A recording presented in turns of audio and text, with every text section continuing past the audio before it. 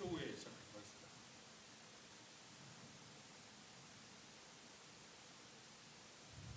스탠바이 시작하겠습니다.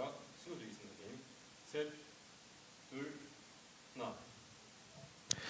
네, 그 바쁘신 와중에 시간을 내어 연구 집담에 참석해주신 대한비만학회 회원 선생님들의 감사의 말씀드립니다. 날씨가 또 갑자기 선선해졌습니다. 가을은 수학의 계절인데 오늘 올해 두 번째 연구 집담에 참석해주신 여러 선생님들도 연구에 도움이 되는 아주 알찬 시간이 되셨으면 좋겠습니다. 오늘은 특별히 한 분의 머슬에 대해 연구하시는 기초 연구를 하시는 박사님과 임상 연구와 관련하여 한 분의 통계 전문가 교수님을 모셨습니다. 첫 번째 연자분은 김지은 박사님입니다. 김지은 박사님은 서울대학교에서 줄기세포 생물학 박사를 하셨고 포닥을 서울대학교에서 하셨고 현재는 서울과학기술연구원의 선임연구원으로 계십니다. 머슬 스템셀, 에이징, 올가노이드, 셀 앤 진 테라피 등에 대한 다양한 연구를 해오고 계시고 네이처 셀 바이올로지, 프로스 바이올로지, JCI 인사이트 등 다양한 좋은 논문에 퍼블리시하신 바 있습니다. 오늘 말씀 주실 강의 제목은 Versatile Role for Fibroadipogenic Progenitors in Skeletal Muscle입니다. 김지은 박사님 부탁드립니다. 네, 소개해 주셔서 감사드립니다. 저는 그 한국과학기술연구원의 김지훈 선임연구원입니다. 제가 오늘 그 대한 그 비만학회에 초대받고 이렇게 귀한 자리에 초대해 주셔서 너무 감사드리고 학회의 발전을 큰 성공과 발전을 기원드리겠습니다. 먼저 저는 오늘 그 근육 내에 존재하는 그 단일핵 세포들 중에 하나인 파이브로 아디포제닉 프로제니터 즉 팹이라고 하는 세포에 대한 연구 그리고 지금까지 팹의 기능으로 알려져 있던 다양한 롤들을 조금 말씀드리고요. 저희가 최신 새로운 연구를 통해서 이제 리포트했던 내용, 논문 내용을 좀 설명드리고 또 이제 자리인 만큼 그 다양한 메타볼릭 스트레스와 이 FAP의 연관성에 대해서 토론하면서 이 발표를 마무리하도록 하겠습니다. 네, 그 골격근은 우리 그 뼈에 붙어 있는 이제 근육 조직으로서 신체 활동의 기본적인 운동성을 제공해 줍니다. 이러한 근육 조직들은 근육 섬유 다발로 이루어져 있는데요. 이러한 근육 섬유 다발의 가장 기본적인 단위는 바로 근원 섬유라고 불리는 마이오피브릴입니다. 이 마이오피브릴은 액틴 필라멘트와 마이오신 필라멘트 사이에 슬라이딩을 통해서 근육의 수축과 이완 등 우리 몸의 운동성을 제공해주고 있습니다. 이러한 마이오피브릴이 여러 가닥이 모여서 이 살코레마라고 하는 막 안에 둘러싸여서 긴 섬유 다발을 만들게 되는데요. 이러한 것들을 이제 마이오파이버라고 합니다. 기본적으로 마이오파이버는 단일의 세포들이 분열과 분화를 통해서 만들어진 긴 원통형의 구조로서 다핵 구조를 띠고 있습니다. 근데 재밌게도 이렇게 다핵 구조를 갖고 있는 마이오파이버 사이사이에 머슬 레지던트한 여러 가지 단일 핵 세포들이 존재하고 있고 이들은 발생학적으로 상당히 뚜렷하게 구분할 수 있습니다. 네, 가장 먼저 이제 그 저희가 근육의 실제 세포라고도 불리는 머슬 스템셀과 마이오파이버는 엠브리오닉 시기 중배엽부로부터 유래되어 근육을 이제 만들어내게 되고요. 그리고 내배엽 유래 이뮨 세포와 그 혈관을 만드는 엔도실리얼 셀들은 이렇게 다양한 혈관과 이뮨 세포들을 만들어내게 됩니다.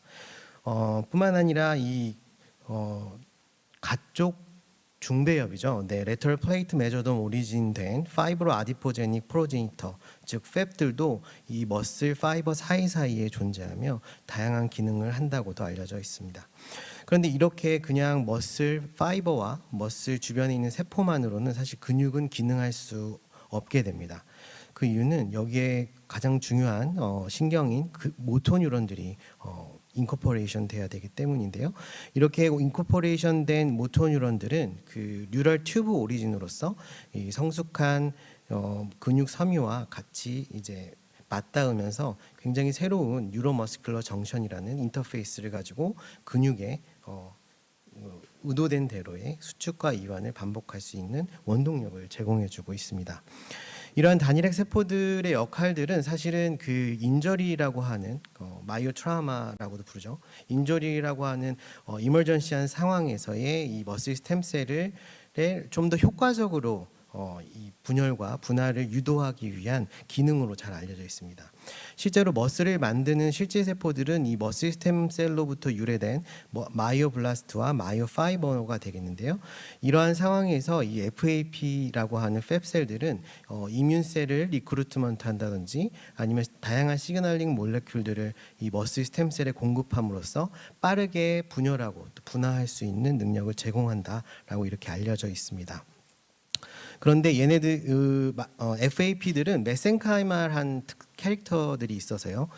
이렇게 크로닉한 데미지나 혹은 에이징 상황에서 계속적으로 액티베이션이 되고 아디포사이트 그리고 파이브로블라스트 콘드로사이트 등 이렇게 다양한 메센카이말 리니지의 블라스트들로 이렇게 변화되어서 머슬에 안 좋은 영향을 주게 됩니다.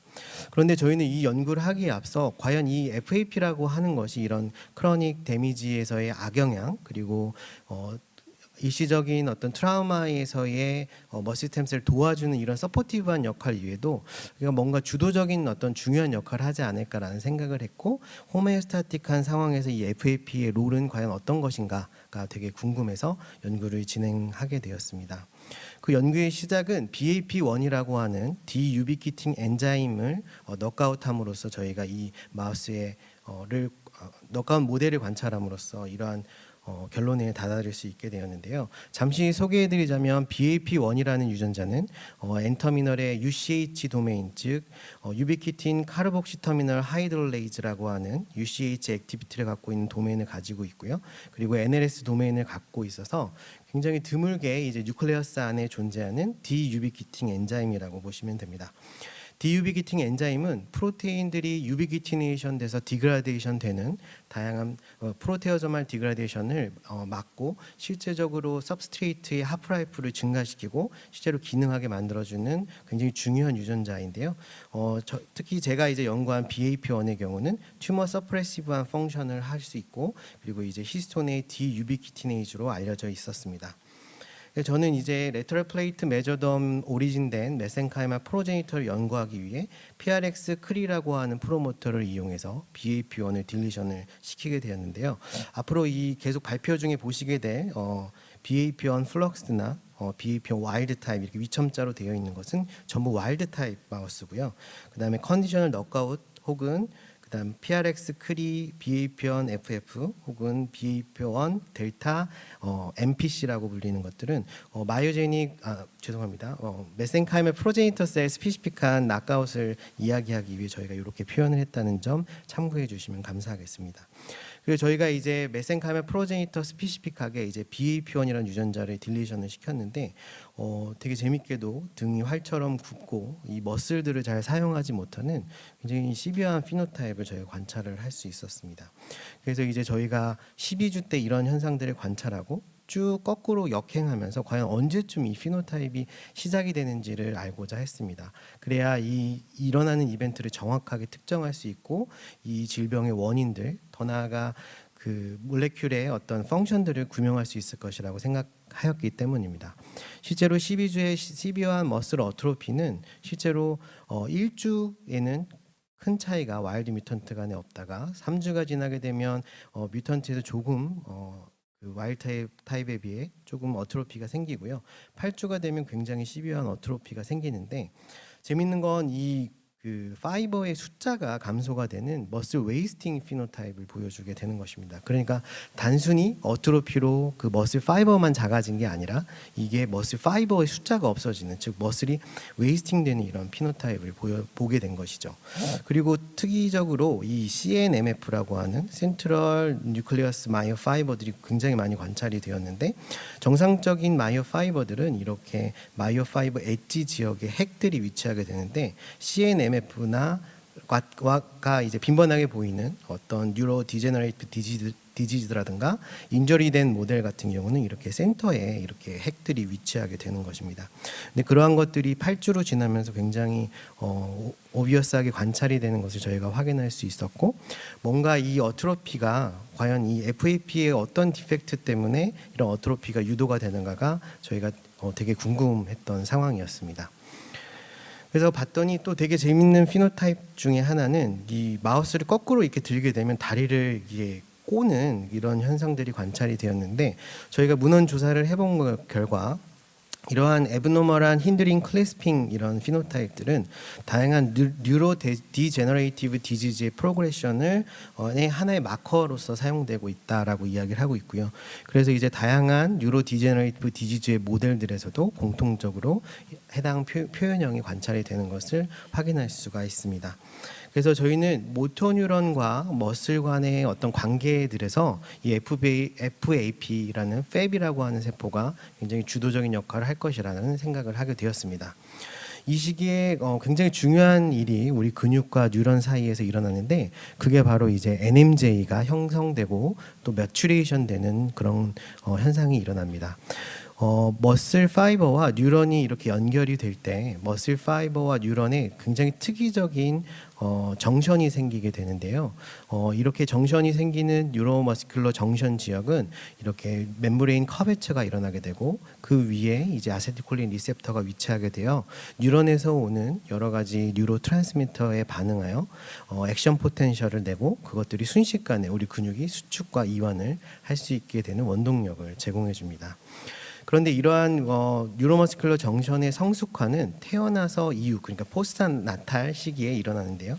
원래는 이렇게 플라크 형태를 띠고 있는 뉴로머스큘러 정션이 실제로 이제 어덜트가 되게 되면 이렇게 프레첼 라이카란 이런 형태를 보여주게 되고, 이러한 것들이 NMJ 정션의 포스트나탈 머추레이션으로 잘 알려져 있습니다.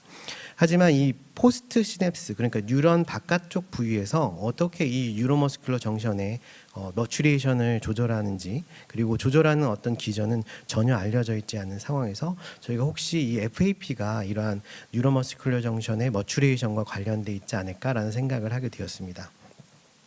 그래서 저희가 방금 보여드린 이러한 영상에 대한 데이터들을 이제 그래프화하였고요. 실제로 이제 낙아웃이 되게 되면 3주 때부터 잘 움직이지 못하고 힌드림 클래스핑이 일어나는데, 얘네들이 1주 차에 컴파운드 머슬 액션 포텐셜, 즉 머슬에 있는 액션 포텐셜이 현저하게 와일드 타입에 비해서 감소가 되는 현상을 관찰할 수 있었습니다. 그래서 모토뉴런 디펙트가 머슬 어트로피를 선행한다라는 사실을 또 어림잡아 알 수 있게 되었고요. 히스톨로지를 통해 확인해 본 결과 머슬 모토뉴런들의 어떤 디제너레이션이 관찰이 되었고, 이것들은 1주 시기에 머추레이션이 일어나지 않음으로써 뮤턴트에서 빈번하게 발생하는 뉴로머스큘러 정션의 피노타입이다라는 것을 확인할 수 있었습니다. 뿐만 아니라 이 좌골신경에 있는 엑손 번들의 현미경 사진 옆에 보시게 되는데요. 여기서 이제 마일렌이 두께들이 점차 감소하게 되고, 시간이 지나면서 스파이널 코드의 모토뉴런의 개수가 태어난 지 3주 때에는 큰 차이가 없다가 8주가 되면서 거의 다 사라지게 되는 이러한 표현형을 관찰을 할 수 있었습니다.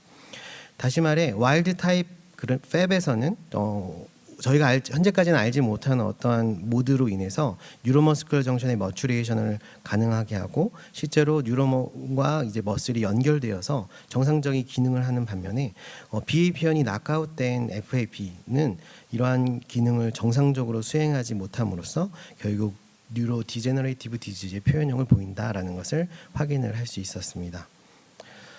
다음으로 저희가 생각한 질문은, 그러면 이런 뮤턴트 마우스에 정상의 FAP를 레이블링해서 넣어주면 과연 이 피노타입이 레스큐 될 것인가 하는 것이었습니다.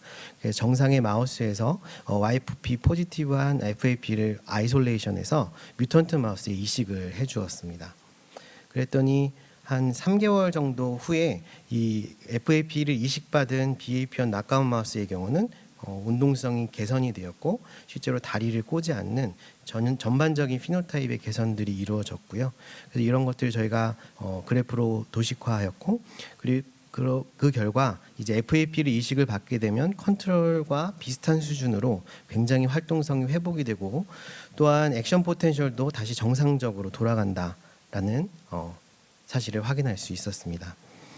정확히 말해서는 사실 돌아간다는 느낌이 아니라 이제 프리벤션을 한 것이죠. 저희도 이제 돌리려는 여러 노력들을 했지만 사실 이 모터 뉴런이 한번 로스가 생기면 다시 돌아오지는 않는 그런 표현형을 보여주게 되었습니다. 그 다음에 이제 저희가 그 모터 뉴런과 머슬의 조직학적인 분석을 통해 이러한 여러 가지 심텀들도 회복을 됐다라는 것들을 다 확인을 할 수 있었고요. 결국에는 이 스파이널 코드의 모터 뉴런이 죽지 않고 잘 유지가 된다. 즉 FAP는 근육에 존재하면서 뉴로머스큘러 정션의 머추레이션과 스테이블라이제이션에 직접적인 관련을 한다라는 사실을 확인할 수 있었습니다. 그렇다면 과연 이게 포스나탈 디벨롭먼트 시기에 일시적으로 일어나는 것인지 아니면은 완전히 성체가 된 이후에도 이러한 모드는 계속 필요한지가 저희는 궁금해서 로사크리 ER 시스템을 이용해서 BAP1 넉아웃 마우스를 제작하였는데요. 이것은 이제 그 타목시펜이라는 어떤 유도 물질을 맞기 이전에는 정상의 어떤 유전형을 띱니다. 그런데 이제 타목시펜의 주사를 맞게 되면 이 유전자들이 넉아웃이 되면서 인듀서블 넉아웃을 만들 수 있게 되는데요.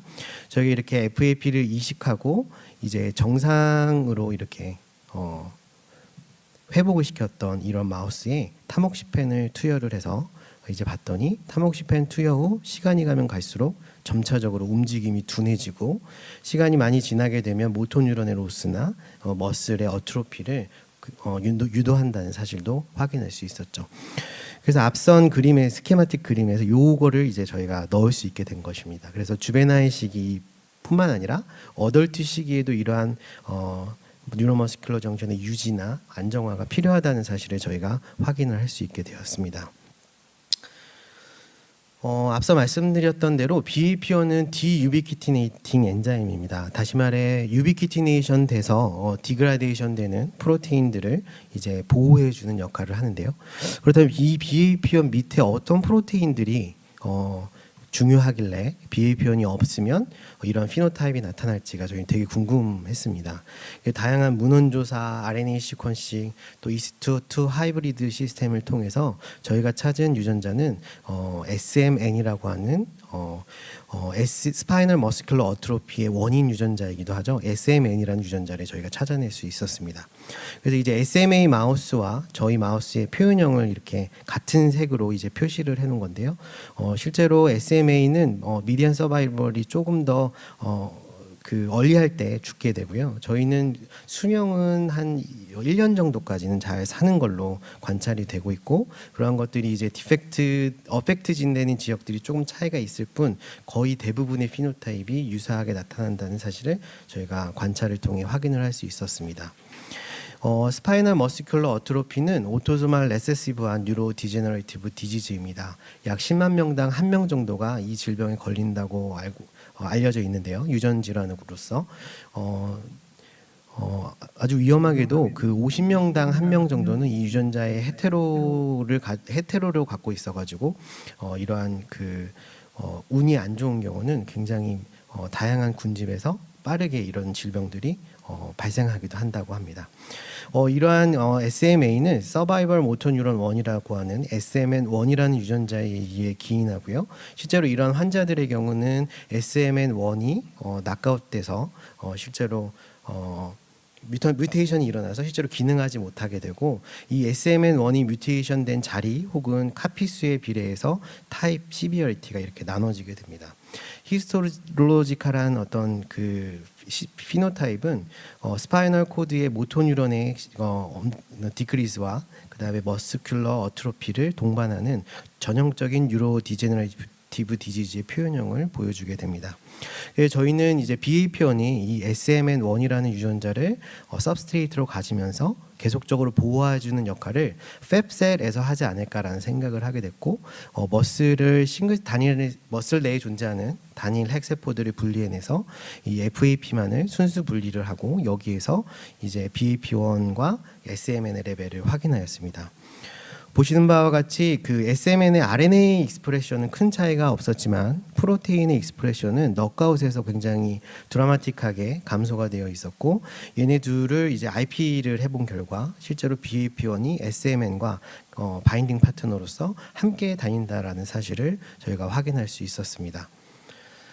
이어진 유비퀴티네이션 어세이를 통해서 BAP1이 과발현될 경우 SMN의 유비퀴티네이션이 떨어져 나가서 스테이블하게 되는 그런 현상을 관찰할 수 있었고, 뿐만 아니라 이 BAP1의 UCH 도메인을 이렇게 카탈리틱 도메인 뮤턴트를 만들어서 확인해 보게 된 결과 정상적인 와일드 타입에서는 유비퀴티네이션 떨어지는 반면 BAP1의 카탈리틱 뮤턴트의 경우는 유비퀴틴이 여전히 남아있은 이러한 상호적인 관계를 확인할 수 있었고요. 유비퀴틴은 사이트 스피시픽하거든요. 그래서 저희가 여러 서치를 통해서 혹은 프로테인 구조 분석을 통해서 유비퀴틴이 될 수 있는 자리들을 찾아내었습니다. 그래서 종간에 가장 보존되어 있는 3개의 사이트를 찾아냈고, 각각을 포인트 뮤테이션을 통해 어떤 자리가 유비퀴틴의 중요한 사이트인지를 저희가 확인을 하였고요. 그래서 이제 다른 사이트의 뮤테이션에는 유비퀴틴이 정상적으로 일어나지만 K186을 아르지닌으로 치환한 이 사이트 뮤테이션의 경우 유비퀴티네이션이 되지 않는, 즉 유비퀴틴 레지스턴트한 폼을 저희가 제작할 수 있게 되었습니다.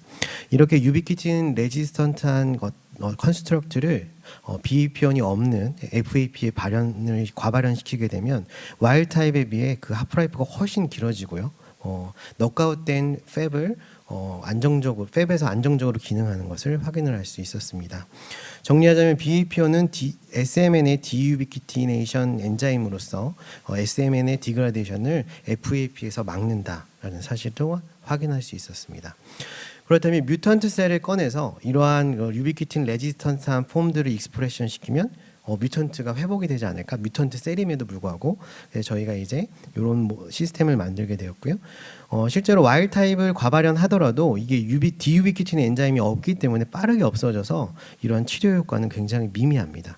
하지만 유비퀴틴 레지스턴스한 폼을 넣게 되면 훨씬 더 스트롱한 레스큐 이펙트를 보여주게 되고, 행동적인 양태뿐만 아니라 이렇게 뉴로머슬 정션의 어떤 이너베이션이나 그 머슬의 어트로피들이 전부 다 회복이 되고, 실제 그 모터 뉴런의 숫자들도 굉장히 정상적으로 이제 남아 있는 것을 확인할 수 있음으로써 BAP1이 FAP 안에서 SMN이라는 유전자의 를 이제 조절을 하게 되고, 이렇게 조절된 SMN 유전자는 실제로 뉴로머스큘러 정션을 조절하기에 서피션트한 양이 된다라는 것들을 확인할 수 있었고, 이는 SMA가 갖는 그 기존의 모터 뉴런의 디펙트 뿐만 아니라 이 페리페리에서도 굉장히 중요한 역할을 하고 있다라는 새로운 개념의 연구들을 할 수 있게 되었습니다. 결과적으로 좀 정리하자면 스켈레탈 머슬이 이제 만들어지는 과정에서 레터럴 플레이트 메조덤 오리진된 셀들이 이렇게 마이그레이션 들어와서 이 스켈레탈 머슬 사이사이에 들어가 FAP를 만들어내게 되고, 이러한 FAP들의 중에 일부들은 이제 본도 만들고 또 이제 커넥티브 티슈들도 만든다고 알려져 있는데요. 그렇게 된 상황에서 얘네들이 그냥 인저리 때만 작동하는 것이 아니라 이 뉴럴 튜브에서 마이그레이션 해온 모토 뉴런들을 머슬과 연결시키는데 안정적으로 연결시킬 수 있고 성숙화시킬 수 있는 기능을 한다라는 것을 저희가 확인할 수 있었고, 와일드 타입의 경우 이러한 롤들이 명확하게 관찰이 되고요. 넉아웃이 될 경우에 이 머추레이션이 일어나지 않아서 결과적으로 시비한 머슬 어트로피가 일어난다. 그런데 이 BAP1은 그 타겟으로 SMN으로 하고 있고, SMN을 과발현시켰을 때 이러한 표현형들이 다시 레스큐 된다는 그런 포인트들을 저희가 확인을 할 수 있으므로 논문을 서머리할 수 있었습니다. 이렇게 그 FAP는 머슬 내에 존재하는 메센카이말 라이크한 형태를 띠고 있기 때문에 굉장히 주변 환경에 의해서 굉장히 다양하게 변화가 된다라고 알려져 있습니다. 특히나 최근에 이제 리뷰가 나오는 것들을 보면 에이지된 상황에서의 스켈레탈 머슬 내에 그 리피드 인필트레이션 원인이 이 FAP의 그 로스나 FAP의 플라스티시티의 로스들에 의해서 이루어진다라는 것들이 리뷰화가 되어 있고요. 하지만 이제 구체적으로 이 FAP가 나이가 들어가면서 어떻게 변화하는지는 사실 아직까지는 알려져 있지는 않은 상황입니다. 또한 그 여기 대한 내분 비만 학회에 와서 제가 FAP와 주변 메타볼릭 스트레스 간의 관계들에 대한 질문을 좀 받게 됐고, 그래서 앞으로의 일단 연구 컨셉들을 좀 말씀드리려고 하는데요. 2019년도에 다이아베리스에 어떤 이러한 논문이 퍼블리케이션이 됩니다. 살이 찌게 되면 이제 벤틸레이션이 잘 안 되는 하이포 벤틸레이션 신드롬에 이제 걸리게 되는데, 이렇게 되는 이유는 이제 횡격막이 이제 스켈레탈 머슬이거든요. 그 횡격막에 이제 리피드가 이제 막 끼게 되는데, 이런 것들이 이제 FAP가 이 주변에 이제 팻 리치한 환경에서 정상적인 기능을 하지 못하고 실제로 포스를 제너레이션 하지 못함으로써 이 호흡이 잘 안 돼서 실제로 기대 수명이 낮고, 실제로 이러한 비만 환자들 중에 이제 미국의 경우는 한 200만 명 정도가 이러한 호흡 문제를 겪고 있다라고도 알려져 있어서, 이러한 형태의 어떤 비만과 근육 그리고 FAP와의 관계들을 연구를 좀 더 깊게 해보면 굉장히 재밌지 않을까라는 생각을 하고요. 저는 이제 마우스 모델을 넘어서 다양한 연구 파트너분들과 함께 이제 휴먼 연구를 진행을 하고 있습니다. 휴먼에서 FAP도 이제 연구가 막 되기 시작했는데요. 실제로 덴마크 그룹에서 2021년도에 퍼블리케이션된 논문을 보면 이 타입 2 다이아베티스 환자들의 그 FAP는 CD90 포지티브한 세포들이 많이 늘어나게 되고, 이렇게 CD90 포지티브한 세포들은 근육 내에서 파이브로시스를 일으키거나 그리고 굉장히 많은 수로 컨트롤되지 않게 분열한다라는 것들을 이야기하고 있고요. 그러나 이제 메포민이라고 하는 드러그를 트리트하게 되면 얘네들이 정상 수준으로 내려오게 되고, 그리고 이렇게 메포민을 맞았던 환자들의 근육에서 이 FAP의 레벨이 다시 정상으로 이렇게 돌아오는 이런 형태들을 보고함으로써 다양한 메타볼릭 스트레스와 근육의 관계를 기존의 근육하고 다른 팻의 어떤 인터랙션이 아니라 근육에 존재하는 굉장히 다양한 롤을 하는 이 FAP와 메타볼릭 스트레스와의 관계들을 요즘은 좀 많이 연구를 하는 것 같고요.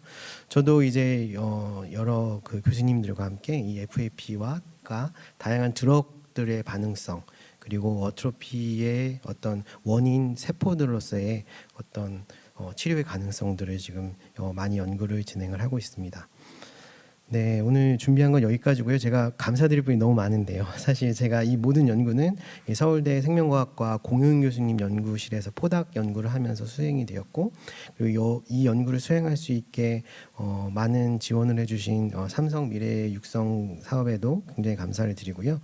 그 다음에 저에게 아낌없는 코멘트를 해주신 IBS 구봉경 단장님, 그리고 서울대 생명과학과 성노현 교수님, 세종대 생명공학과 엄수정 교수님께 깊은 감사를 드리고, 앞으로 이제 휴먼 팹 연구를 위해서 새롭게 저를 이제 맞아주신 카톨릭대 유순집 교수님과 이제 손창원 교수님께 깊은 감사를 드립니다. 저는 2021년도에 그 키스트에 이제 자리를 잡았는데요. 저희 랩 멤버들이 이제 FAP의 비밀에 대해서 밝히고, 또 좀 더 발전된 연구 결과들이 나오면 다시 한번 연구 집담에 참석해서 그 결과들을 공유드리도록 하겠습니다. 들어주셔서 감사합니다.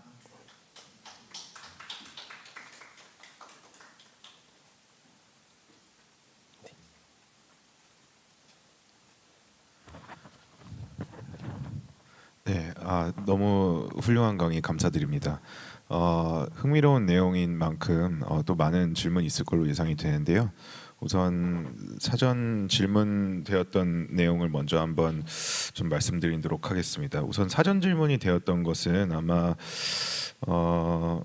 이게 아마 그 강의 제목을 보고 파이버 아디포제닉 프로제니터여서 이게 그 스켈레탈 머슬과 팻과의 크로스톡에 대해서 아마 질문이 왔던 것 같습니다. 그래서 그 질문은 아마 질문의 취지는 제가 생각했을 때 이 최근에 뭐 팻이랑 머슬 이 티슈 간의 그 크로스톡에 대해서 연구가 많이 되고 있는데 뭐 어떤 컨셉이 메인스트림이고 또 어떤 식으로 연구가 많이 진행되고 있는지 그런 질문인 것 같습니다.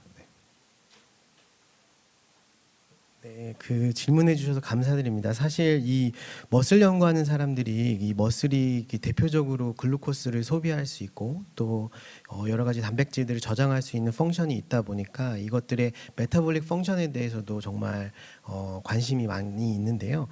최근에 이제 팻 티슈와 이제 머슬의 크로스톡의 연구 관계가 이 중심이 되는 어떤 근본적인 어떤 세포들이 바로 이 FAP라고 하는 연구들이 이제 제시가 되고 있습니다. 실제로 OBE 마우스의 경우는 FAP가 굉장히 다르게 이제 분화하게 되고 또 이렇게 분화된 FAP가 기존의 펑션을 못하게 됨으로써 계속적으로 이제 악영향을 주고 그리고 이제 그 팻티슈와 이제 머슬의 크로스톡의 중요 이제 미디에이션이 된다라는 것들이 이제 밝혀지는 상황이고요.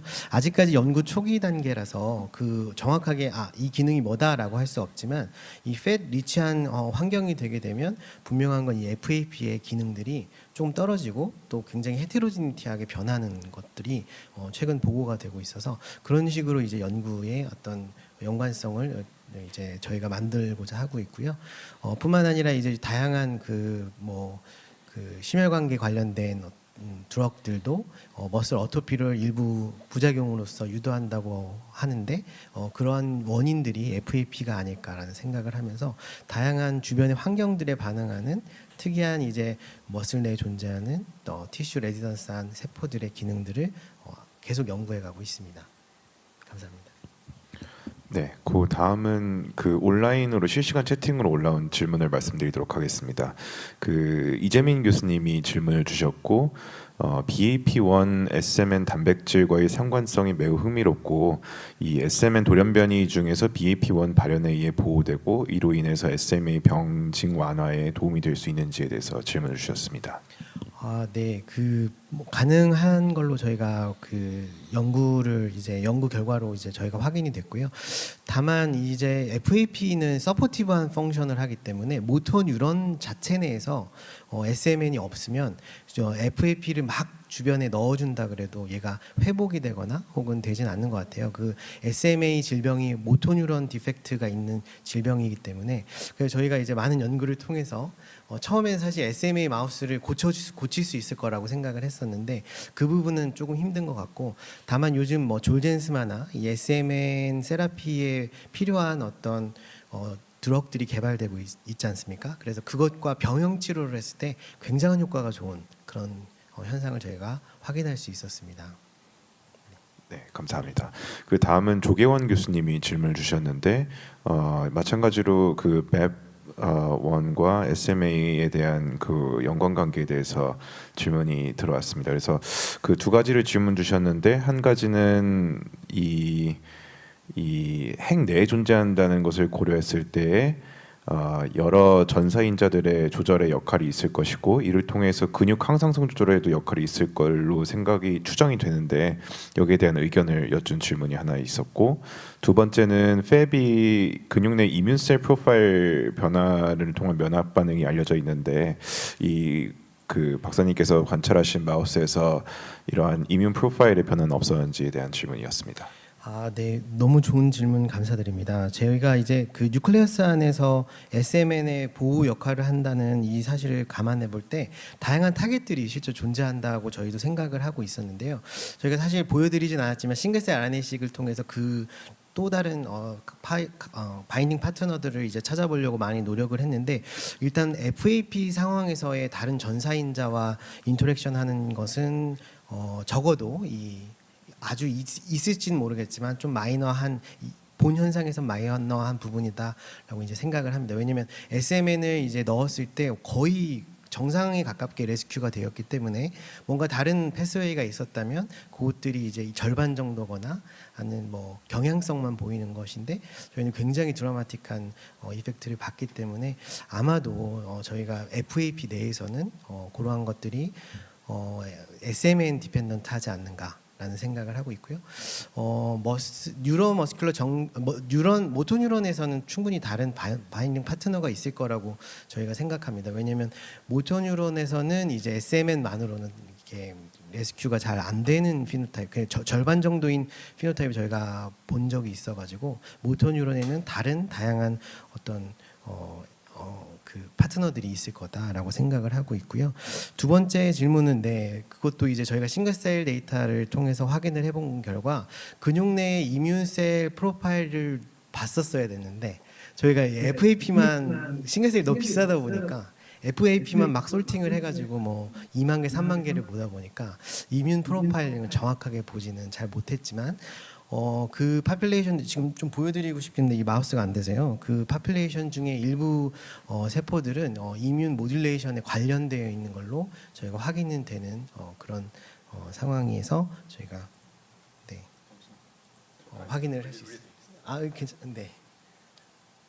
네, 확인을 할 수 있었습니다. 그래서 여기 보시면 저희가 싱글셀 뒤쪽에 너무 좀 복잡해 보일 것 같아서 좀 뺀 부분이 이제 그 메센카이말 셀들은 굉장히 헤테로지너스하기 때문에 저희가 싱글셀 프로파일링 해보면 파퓰레이션이 되게 여러 가지가 나오는데요. 이러한 상황에서 저희가 진짜 이 뉴로머스큘러 정션의 스테이블라이제이션과 관련된 세포를 동정하였는데 그게 이제 DPP4 포지티브한 세포였고요. 이런 데서 이제 다양한 이뮨 모듈레이션들의 기능들이 떨어져 있는 뮤턴트에서 경우 떨어져 있는 현상들을 저희가 관찰을 할 수는 있었습니다만 그것들이 이제 저희가 리포트를 하지는 못했고요. 앞으로 그런 컨셉을 가지고도 연구가 좀 진행이 된다면 좋지 않을까라는 생각을 하고 있습니다. 네. 제가 한 가지 질문을 드리면은 저는 개인적으로 그 이식 실험이 굉장히 인상적이었었는데 그 정확하게 이식을 어느 부위에 했는지는 제가 잘은 모르겠지만 어쨌거나 모든 그 머슬 혹은 뉴로머스큘러 정션 근방에 이식하지는 못했을 것이고 다만 그럼에도 불구하고 그 전체적인 피노타입이 레스큐 되는 게 상당히 인상적이었는데 혹시나 그러면은 이식한 부위에서 뭐 이런 스템셀들이 마이그레이션을 하는 폴리프레션 후에 마이그레이션을 하는 것인지 아니면은 뭐 엑소크라인이나 아니면 파라크라인 이펙트로 뭔가 물질들을 뭐 분비하는 것인지 그런 게 조금 궁금했었는데 혹시 거기에 대한 의견이 있는지 부탁드립니다. 네, 그 아주 날카로운 질문이신데요. 저희가 이제 처음에는 사실 한쪽 다리에만 이식을 했는데도 막 잘 다녀서 얘가 이렇게 넘어가는 건가라는 생각을 했었는데 보다 보니까 이제 파라크리안하게 시스테믹하게 레귤레이션을 하는 것을 관찰을 하였고요. 그 하나의 예로 얘네들을 막 컬처한 다음에 미디어를 이제 막 농축해서 넣어주면요 레스큐가 돼요. 완전히 100%는 아니지만 그걸 슬로우 릴리즈 되게 이제 만들면 이 피노타입을 레스큐하는 것으로 보아 아마 시스테믹하게 조절이 된다라는 것이 관찰이 되었고 그 실제로 죄송합니다. 저희가 이제 이식해본 그 부위를 이렇게 저희가 보면 이렇게 GFP가 이 사이에 FAP 지역에 이렇게 들어가 있는 것을 확인을 할 수 있는데요. 여기서 이제 더 늘어나거나 주변으로 막 마이그레이션하는 것 같지는 않고 여기서 슬로우하게 릴리즈를 계속적으로 하게 되는 것인 것 같습니다. 그럼 혹시 뭐 엑소좀이나 아니면은 뭐 리피도믹스나 이런 거 프로파일링 같은 프로테오믹스나 이런 거를 혹시 할 계획이 있으신지요? 네. 그 저희 교수님께서 열심히 찾고 계신데요. 하나 이제 프로테인인가 아닌가를 보기 위해서 뭐 프로테이즈 K 같은 거 쳐서 이 레스큐 이펙트가 다시 떨어지는지 뭐 이런 것들도 보고 뭐 엑소조밀 가능성도 있으니까요. 아니면 또 다른 어떤 뭔가일 수도 있으니까요. 그렇게 해서 순차적으로 이제 후배가 이어받아서 그 물질을 찾으려고 노력을 하는 걸로 알고 있습니다. 네, 감사합니다. 네, 감사합니다. 네, 김기우 교수님. 예, 저도 한 가지 궁금한 게 있어서 저희 지금 그 모터 뉴런 그 디제너레이션 된 거를 보기 위해서 챗으로 스테이닝을 하셨는데 네.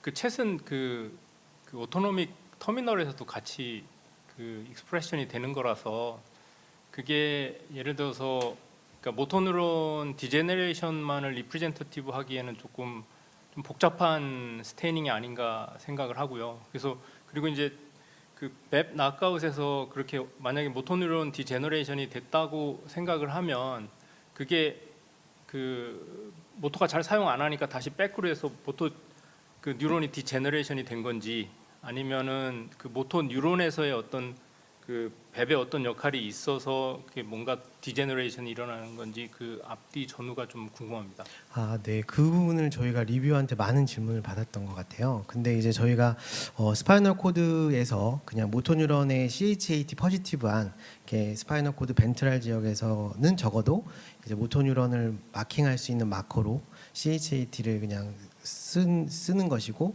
그것들이 이제 그 부분은 이해가 됐는데 이게 선후 관계에 대한 어떤 궁금증이 되게 많았었어요. 그러니까 모토뉴런 디펙트가 먼저 오고 머슬이 문제가 생기는 건지 아니면 머슬을 안 쓰다 보니까 거꾸로 다잉백하는 거냐 이런 두 가지 질문을 많이 받았었는데 일단 저희가 이제 시기적으로 면밀하게 이 막 데일리 스케일로 얘네들을 관찰해 본 결과 머슬의 피노타입이 보다는 이제 뉴런 터미널의 그 심텀이 먼저 일어나고요.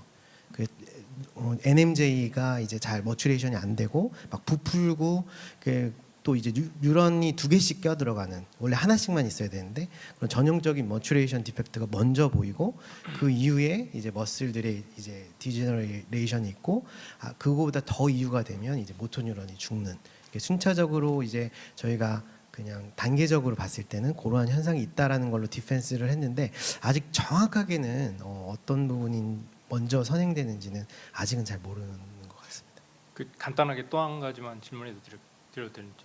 그 저기 아까 그 이식 했을 때 이제 그 스트렝스하고 이런 게 다 좋아졌잖아요. 네. 근데 이제 그 낙아웃에서는 에이징에서 데스 레이트도 굉장히 높았는데 그 생명 연장의 꿈도 그게 이식을 했을 때 늘어나는지. 네. 이식을 했을 때 그 굉장히 늘어납니다. 조금. 근데 얘네들이 그 한 12개월, 1년 정도를 평균 수명으로 사는데 얘네들이 한 20개월까지 늘어나는 현상이 관찰이 되고요.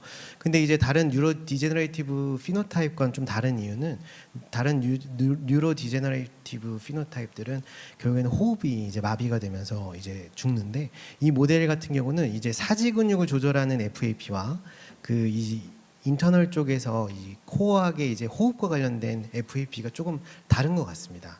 얘네들 오리진도 좀 다르거든요. 하나는 뉴럴 크레스트 오리진이거든요.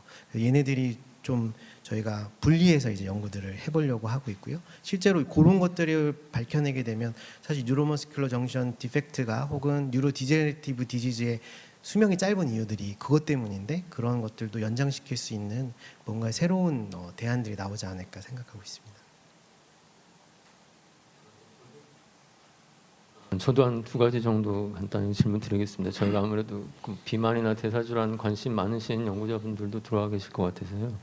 아까 그 박사님 보이셨던 그런 팹셀 넉아웃으로 뉴로머스큘러 정션의 어떤 손상으로 머슬 아트로피가 유도되는 모델에서 저희가 좀 생각해 볼 수 있는 어떤 그런 메타볼릭 그 어떤 파라미터들의 이상 같은 거나 뭐 근육에서의 뭐 인슐린 저항성의 증가라든지 뭐 이런 메타볼릭 프로파일을 좀 보신 부분이 있는지랑 아까 그 셀 메타볼리즘 논문에서 당뇨병 환자에서 증가되는 팹셀의 CD19 포지티브 셀이 기존 팹셀과는 뭐 어떤 다른 특징이 있는 셀 클러스터군인지 좀 설명 부탁드리겠습니다. 네. 그 먼저 저희가 메타볼릭 스터디는 해볼 수 없었던 이유가 이게 디벨롭먼탈 디펙트라고만 많이 생각했기 때문에 애초에 이제 그 잘 발달이 안 하는 상황에서 두 개의 어떤 심텀을 구분하는 것들이 굉장히 다양한 어떤 문제들이 함께 있을 거라고 생각했기 때문에 저희가 잘 못했고요. 최근에 그 뭐 PDGF 리셉터 알파 스피시픽하게 날린 좀 더 마일드한 경우는 그런 메타볼릭 스터디들을 좀 해보려고 노력하는 걸로 이제 알고 있고요. 그리고 말씀하셨던 것들 중에서 CD19 포지티브는 그 휴먼에 일단 알려져 있는 마커이거든요. 근데 아마 마우스에서는 어떤지는 아직 연구가 안 된 것 같습니다. 근데 제가 생각할 때는 저희가 보고 있는 FAP들 중에서 이 FAP들이 파이브로블라스틱한 어떤 롤을 하는 애들이 있거든요. 그런 애들과 거의 동일한 피노타입, 그 파퓰레이션이 아닌가 생각하고, 실제로 마우스는 한 크게 클러스터가 한 두 개 정도 나뉘는데 휴먼은 좀 더 더 디테일하게 나눠지는 것 같습니다. 그래서 CD90 포지티브 셀들이 앞으로 어떤 기능들을 하고 왜 주변 환경들이 이런 CD90 포지티브 셀들을 많이 만들게 되는지 이런 것들을 좀 연구하는 그런 것들이 필요하다라는 생각을 하고 있습니다.